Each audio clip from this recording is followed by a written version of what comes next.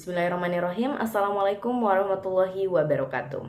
First of all, I would like to introduce myself. My name is Alya Nanda Muthia. I'm a third semester student from English Education Department, Fakultas Tarbiyah dan Keguruan, Universitas Islam Negeri Alauddin, Makassar. First of all, let's express our gratitude to Allah Subhanahu wa Ta'ala, the most merciful and compassionate.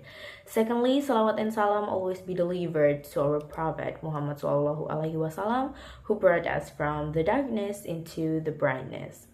The honorable person, our lecturer, Mr. Dr. Kaharudin SIPM Home, as a lecture on morphology and syntax course. So today I would like to talk about syntax as a study of language part 3. So after I analyzed the approaches, the most applicable approach to analyze English sentences today is the transformative generative grammar. Why? Because this approach introduced by Noam Chomsky, and this approach remains relevant as it provides a comprehensive framework to explain deep structure or abstract syntactic representation and surface structures, which is actual sentence forms. It systematically accounts for sentence transformations like passivization and question formation. Furthermore, TG is versatile and compatible with computational linguistics, which is crucial for modern applications like natural language processing. Yes, these approaches are related to each other. So, for traditional grammar, establishes foundational categories like nouns, verbs, and clauses. For structural grammar, built upon traditional grammar by emphasizing sentence structures and patterns. And for traditional generative approach is they incorporate these insights and expand them with transformational and universal grammar principles. No. The concept of a sentence different among these three approaches. For traditional grammar, defines sentence as a group of words organized to convey a complete thought. For structural grammar, focuses on patterns and arrangement of words, prioritizing syntactic rules over semantics.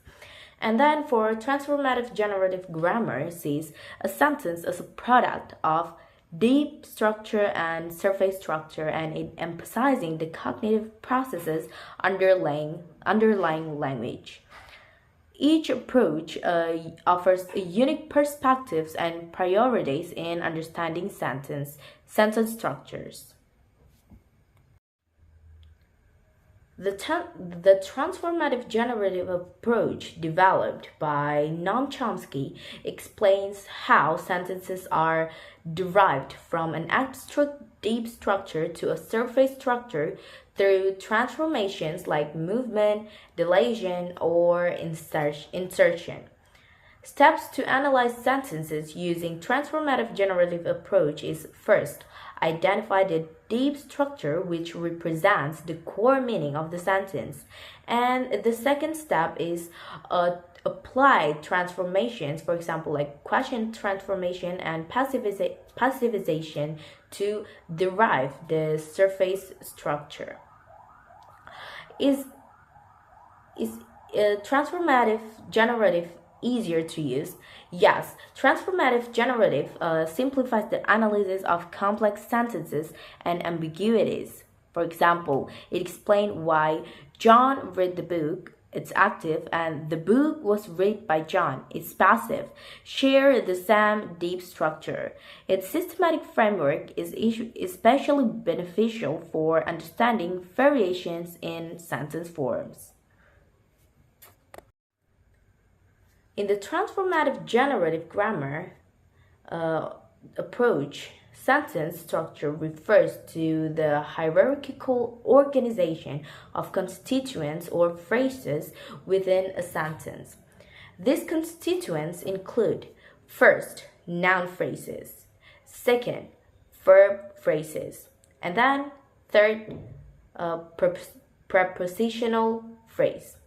Sentence structures are depicted using phrase structure trees, which show how smaller units combine into larger ones based on syntactic rules. This hierarchical structure represents both the deep structure or abstract representation of a sentence, and then the surface structure or final sentence form that physically we can see or heard. So after I analyzed the two sentences using syntax tree, as you can see, the sentence is, our lecturer teaches English grammar in the afternoon. So the noun phrase of this sentence is our lecture. Our is a determiner, and then noun, which is lecture. And then for the auxiliary, this sentence uses perfect tense, and then simple tense, which is using es. And then for the verb phrase, you can see the verb is teach, teaches. And then the noun phrase is English grammar. And then the prepositional phrase is in the afternoon. And then let's move to the second sentence. The second sentence is, we have been learning English for 6 months. So the noun phrase of this sentence is we. As you can see, noun, and then we. And then for the auxiliary verb, for the auxiliary, the tense is using this sentence using present tense, and then perfect tense, which is uses have. And then as you can see, have. And then for the auxiliary, it's progressive sentence, as you can see, using ing, been. So we have been. And then for the verb phrase, for the verb is learn, so is progressive, so it's learning. And then for the noun phrase is English. And then for the prepositional phrase is for 6 months. So we have been learning English for 6 months. That's it. Okay, I think that's all from me. I sincerely appreciate all of your attention, and if there are any mistake, I apologize previously. Wassalamualaikum warahmatullahi wabarakatuh.